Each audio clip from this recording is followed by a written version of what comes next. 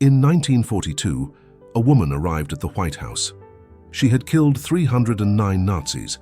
President Franklin D. Roosevelt received her personally. American journalists surrounded the young soldier in her Soviet Army uniform. The question they asked was not about her battles, it was not about her courage, it was whether she wore lipstick during combat. Her name was Lyudmila Pavlichenko. The Germans called her Lady Death. The Russians knew her as the deadliest woman on the planet. When Nazi command learned of her existence, they tried everything to stop her. They broadcast messages over loudspeakers offering chocolate, money, and German officer rank if she would defect to their side. When bribery failed, they made threats. They screamed across enemy lines, "If we capture you, we will tear you into 309 pieces, one for each Nazi you have killed, and scatter the pieces to the winds." Lyudmila heard these threats and smiled. She had one response: "At least they know how to count correctly." That response defined everything about who she was: fearless, determined, lethal. This is the story of a woman history almost completely forgot. Lyudmila Mikhailovna Belova was born on July 12, 1916, in a small Ukrainian village called Bila Tserkva, south of Kiev. Her mother, Elena, was a teacher. Her father, Mikhail Belov, worked at a factory and eventually rose to a position of responsibility. The family moved frequently as her father received new assignments. That meant Lyudmila started each school year in a new place, with new friends, a new house. From childhood, Lyudmila was different. While other girls played with dolls and flowers, she preferred to play with boys. She jumped in mud, accepted dares, climbed walls. Her parents described her as a tomboy, competitive, stubborn, always wanting to prove she could do anything a boy could do. Actually prove she could do it better. At 14 years old, her family moved to Kiev. Lyudmila was becoming a teenager, doing well in school, dreaming of becoming a teacher like her mother. But everything changed when she heard a boy bragging about his accomplishments at the shooting range. She decided right then and there that if he could shoot, she could shoot better. She ran to the range. Within months, she earned a marksmanship badge. Within a year, she became an accomplished sharpshooter. The shooting club in Kiev became her second home. She trained with different rifles, different distances, different conditions. The trainers noticed her gift immediately. This girl had something special: a natural eye, steady hands, perfect concentration. The medal they gave her was called the Voroshilov Sharpshooter Badge. Only the best received it, but badges would not save her future. At 16 years old, Lyudmila married a man named Alexei Pavlichenko, a doctor. She took his name. That same year, she gave birth to a son named Rostislav. The marriage did not last. Within a few years, it ended. Lyudmila moved back with her parents, who helped raise her son while she worked and studied. During the day, she worked as a grinder at the Kiev arsenal factory. At night, she attended classes. In 1937, she enrolled at Kiev University to study history. Her dream was to become a historian and a teacher. She was in her 4th year of university, focused on her studies, when everything changed forever. June 22, 1941, 3 in the morning. Adolf Hitler violated his peace agreement with Joseph Stalin. Operation Barbarossa began. 3 million German soldiers invaded the Soviet Union. Bombs fell on Kiev. The skies filled with German aircraft. Lyudmila was in her history class when the explosions started. Professors scattered. Students ran. The university descended into chaos. Lyudmila made a decision in that moment. She would not stay safe in the university. She would fight. She went to the recruiting office in Odessa, one of the first to volunteer. She told the recruiter she wanted to join the infantry. The recruiter looked at this young woman standing before him. He laughed. "Women cannot be infantry soldiers," he said. "You will be a nurse." Lyudmila did not argue. She simply reached into her bag and placed her papers on his desk, one by one. Her sharpshooter badge, her marksmanship certificates, her competition awards. The recruiter read through them. His expression changed. "All right," he said. "You will join the army." On June 23, 1941, Lyudmila Pavlichenko became a sergeant in the Red Army's 25th Rifle Division. She was one of 2,000 women snipers in the Soviet army. Only 500 of those 2,000 would survive the war. She was assigned to dig trenches and communication routes. At first, she was given no rifle, only a hand grenade. She later wrote, "It was very frustrating to have to observe the course of battle with just a single grenade in one's hand." But soon, a comrade was wounded by shell shrapnel. He could no longer fight. He handed Lyudmila his rifle, a Mosin Nagant bolt-action rifle, model 1891. It was not the newest weapon, it was not the fastest, but it was accurate, and Lyudmila knew how to use it. August 8, 1941, Bilyavka. 400 meters away, two Romanian officers walked across open ground. They had no idea they were being watched. Lyudmila steadied her breathing. She aligned the sights. She squeezed the trigger. 2 shots. 2 kills. Her first confirmed kills in combat. Her baptism of fire. The other soldiers looked at her differently after that day. She was not just a woman trying to be a soldier. She was a soldier. During the siege of Odessa, from August to October 1941, Lyudmila recorded 87 confirmed kills. 87 Nazis and Romanians stopped by her rifle. Her superiors promoted her to senior sergeant. She was 25 years old. But the war was far from over. In October, the Germans overwhelmed Odessa. The Soviet forces evacuated by sea. Lyudmila boarded a ship headed south to Sevastopol, a city on the Crimean Peninsula. She thought the next battle would be different. It was not. The next battle would be worse. Sevastopol was surrounded by mountains. It was considered defensible, strategic, critical. By late October 1941, it was the only Soviet-held city in the region. When Lyudmila arrived, the city was already under attack.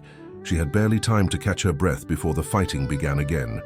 She would spend the next 8 months in Sevastopol, 8 months of constant battle. 8 months of watching comrades die.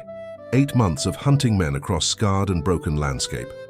During the siege of Sevastopol, from October 1941 to May 1942, Lyudmila recorded 170 confirmed kills. That brought her total to 257, but these numbers do not tell the whole story. During this time, she married a second husband. His name was Leonid Kitsenko.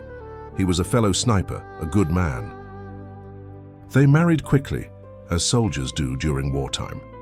Love bloomed in the spaces between battles, but marriage in wartime is dangerous. Leonid was killed shortly after their wedding. Lyudmila had to continue fighting while grieving. During her time at Sevastopol, she also accepted the most dangerous assignments: counter-sniping, dueling against enemy snipers. These were personal battles, one sniper against another sniper. The winner lived, the loser died. She engaged in at least 36 confirmed sniper duels. She won every single one. One particular duel lasted 3 days. 3 days of cat and mouse with a skilled German sniper, both hiding, both waiting for the slightest mistake. Finally, on the 3rd day, the German moved just enough. Lyudmila saw the movement. She took the shot. The German sniper never fired again. Later, she said, "It was a hunt to the death.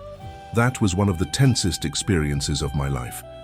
Finally, he made one move too many. As her reputation grew, the Germans became desperate. They knew about her. They broadcast her name. They offered incentives to kill her. They threatened to destroy her.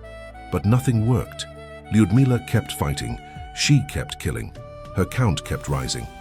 By June 1942, she had recorded 299 confirmed kills.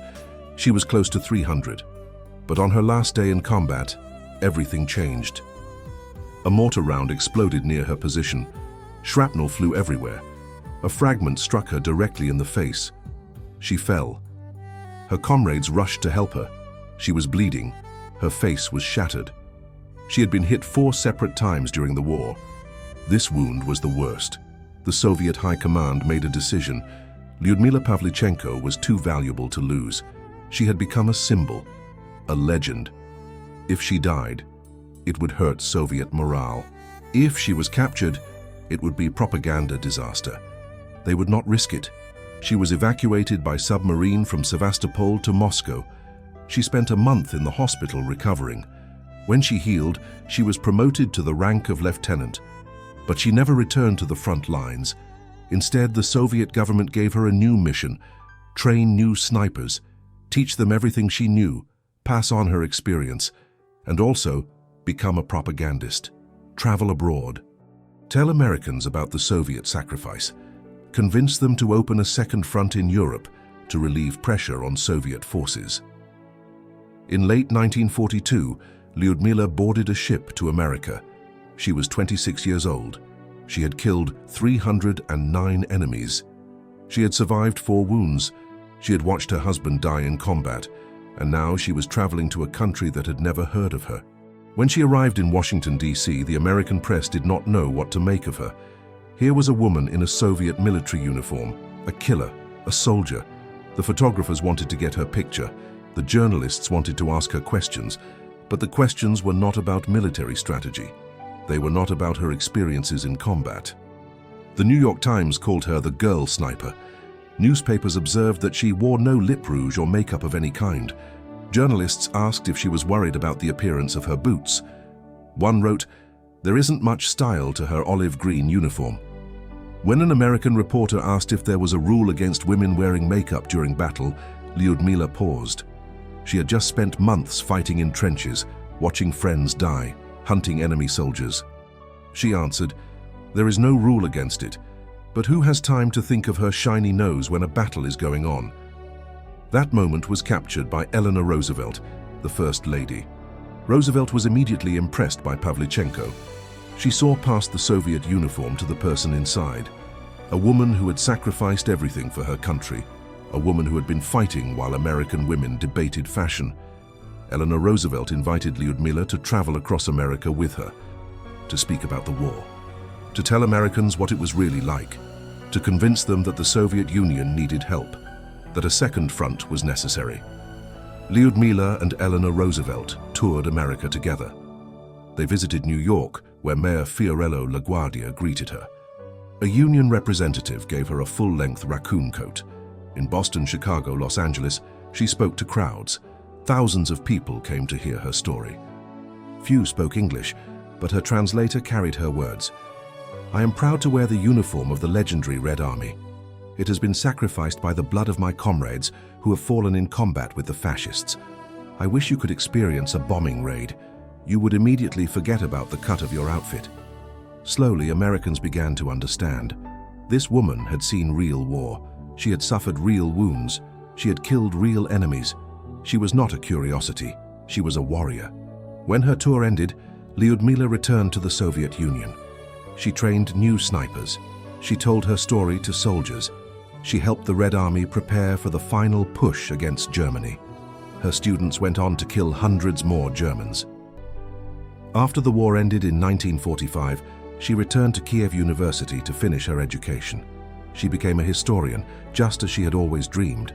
From 1945 to 1953, she worked as a research assistant at Soviet Navy headquarters. She wrote about naval history. She worked with documents and archives, not guns and blood. In 1957, Eleanor Roosevelt visited Moscow.